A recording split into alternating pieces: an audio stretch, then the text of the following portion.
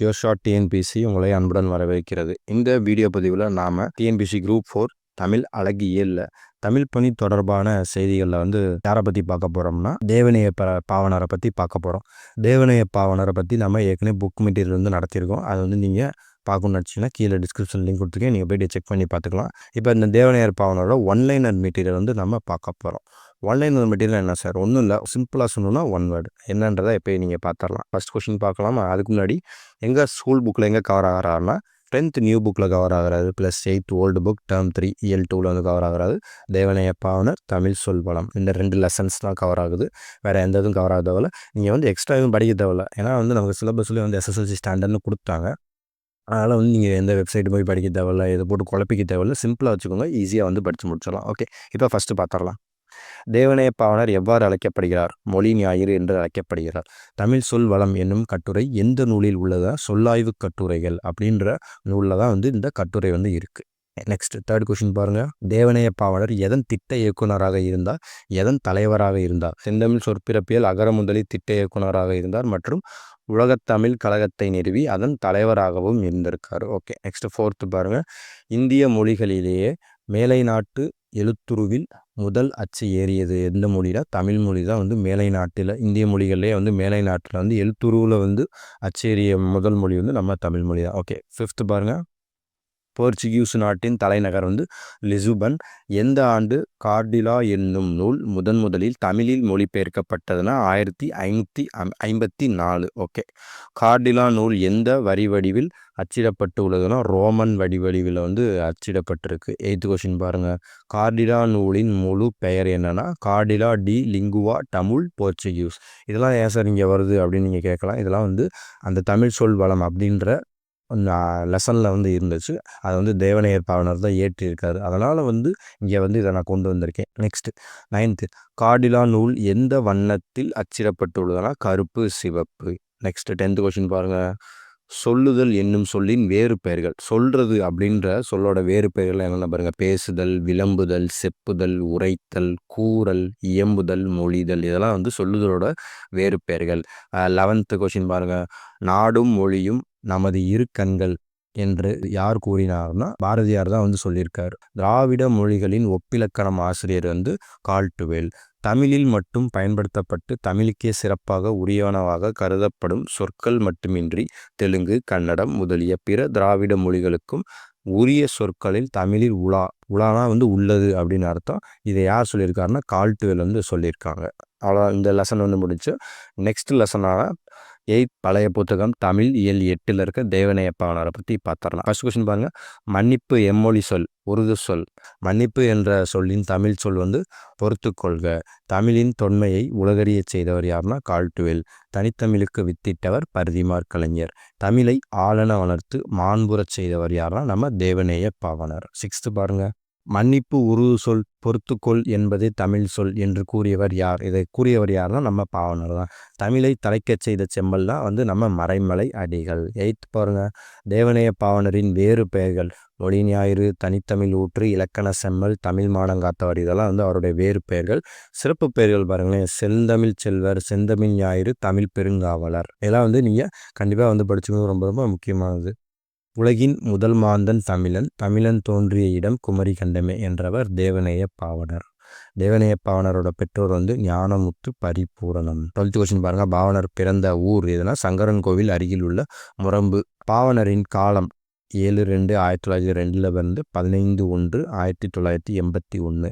பாவனர் எத்தனை சிறப்பு பெயர்களை கொண்டிருந்தார்னா 174 சிறப்பு பெயர்கள் தேவநேய பாவனருக்கு இருந்திருக்கு.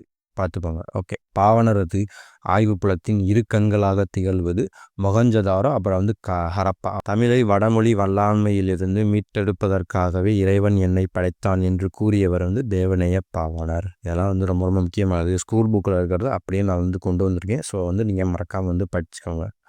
உலக முதன்மொழி தமிழ். இந்திய மொழிகளுக்கு மூலமும் வேறும் தமிழ். திராவிட மொழிகளுக்கு தாய்மொழி தமிழ் என வாழ்நாள் முழுவதும் ஆய்வு செய்து நிறுவிய செம்மல் தேவநேய பாவனர் எழுதிய நூல்களின் எண்ணிக்கை 43. தேவநேய பாவனர் எழுதிய பிற நூல்கள்லாம் பாருங்க, என்னென்ன நூல்கள்லாம் எழுதியிருக்காரு பாருங்க.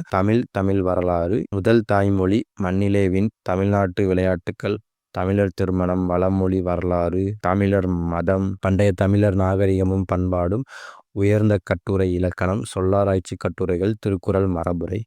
பாவணர் சொற்பிறப்பியல் அகரமுதலி திட்ட இயக்குனராக பணியமர்த்தப்பட்ட ஆண்டு 8/5/1974 தான் பாவணர் எத்தனைக்கும் மேற்பட்ட ஆய்வுக் கட்டுரைகளை எழுதியுள்ளார்னா 200க்கும் மேற்பட்ட ஆய்வுக் கட்டுரைகளை எழுதியிருக்காரு.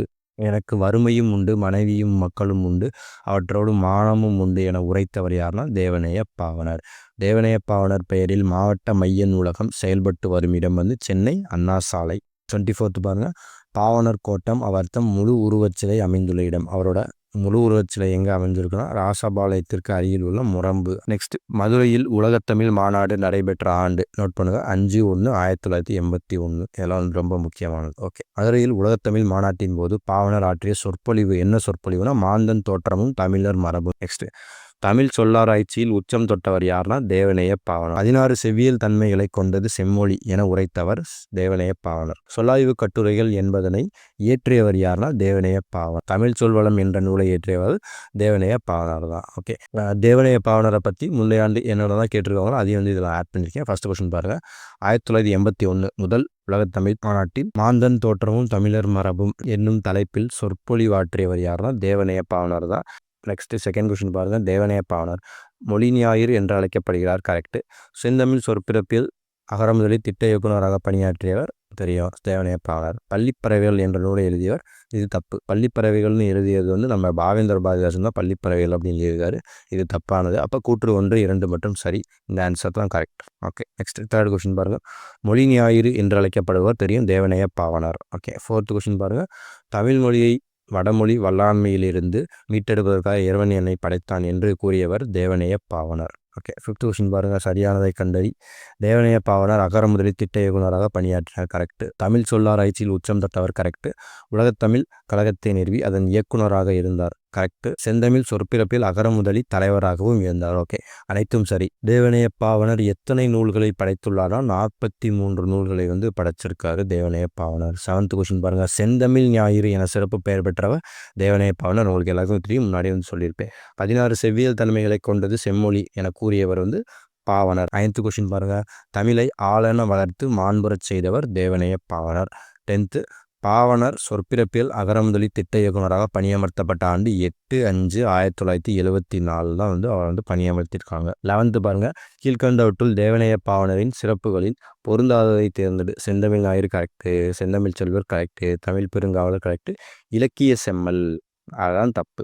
12th பாருங்க, 16 தன்மைகளை கொண்டது செம்மொழி, அதுவே நம்மொழி என்பார் தேவநேய பாவனர். நெக்ஸ்ட் 13 பாருங்க, எனக்கு வறுமையும் உண்டு, மனைவியும் மக்களும் உண்டு, அவற்றோடு மானமும் உண்டு என கூறியவர் தேவநேய பாவனர். ஓகே, நெக்ஸ்ட் 14th பாருங்க, 16 செவ்வியல் தன்மைகளை கொண்டது செம்மொழி என கூறியவர் தேவநேய பாவனரை. பாருங்க, தேவநேய பாவனர் ரிப்பீட்டடாக கொஷின் இருந்திருக்கு. இப்போ இந்த டிஎன்பிசியில் இத்தனை கொஷின் கேட்டிருக்காங்க தேவநேய பாவனை பற்றி. அப்போ நீங்கள் கரெக்டாக தெளிவாக படிச்சு புக்கில் படித்தாலே போதும், வேறு எதுவும் படிக்க தேவையில்ல. பொருந்தாத இணையை கண்டறி. பிரிஞ்சித்திறனார் தமிழ் சோலை தான் பொருந்தாத இணை. நெக்ஸ்ட் 16th பாருங்க, வினாவிற்குரிய விடையை எழுதுக. தமிழை ஆளென வளர்த்து மாண்புறச் செய்தவர் யாருன்னா தெரியும் உங்களுக்கு, தேவநேய பாவனர். ஓகே மாணவர்களே, இந்த வீடியோ பதிவை நம்ம வெற்றிகரமாக முடிச்சாச்சு. தேவநேய பாவனை பற்றி ஒன்லைனரை நம்ம வெற்றிகரமாக ஒன்லைனரை பார்த்து முடிச்சாச்சு. இந்த பிடிஎஃப் நம்ம டெலிகிராம் சேனலில் போஸ்ட் பண்ணிடுவோம். கீழே டிஸ்கிரிப்ஷன் லிங்க் கொடுத்துருக்கு, நீங்கள் போய் செக் பண்ணி பாருங்கள். இது முன்னாடி புக் மெட்டீரியல் வீடியோ நடத்தியிருக்கோம். புக் மெட்டீரியல் எங்கெல்லாம் கவர் ஆகுதுன்னு பற்றி அதை நடத்திருக்கோம். ஸோ அந்த வீடியோட லிங்க் கீழே டிஸ்கிரிப்ஷன் கொடுத்துருக்கேன், நீங்கள் போய்ட்டு செக் பண்ணி பாருங்கள். வேறு ஒன்றும் இல்லை, மீண்டும் ஒரு வீடியோ பதிவில் சந்திக்கிறேன். நன்றி.